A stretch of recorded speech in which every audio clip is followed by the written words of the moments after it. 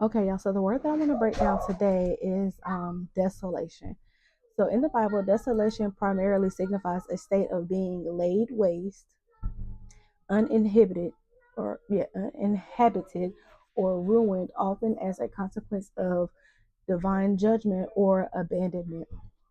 It can refer to the physical devastation of lands, cities, but also to a spiritual emptiness and separation from God's presence. Oh, that's so deep.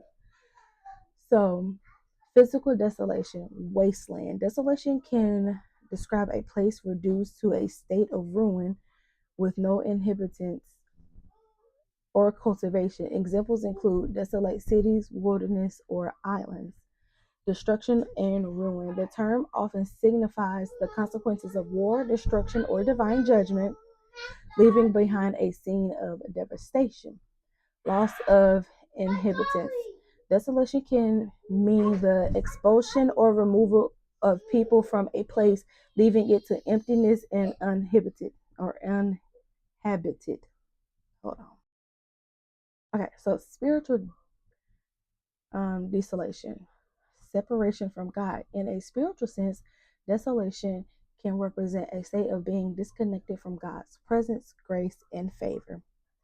Emptiness and sadness. It can also describe a state of inner emptiness, loneliness, or spiritual gloomliness.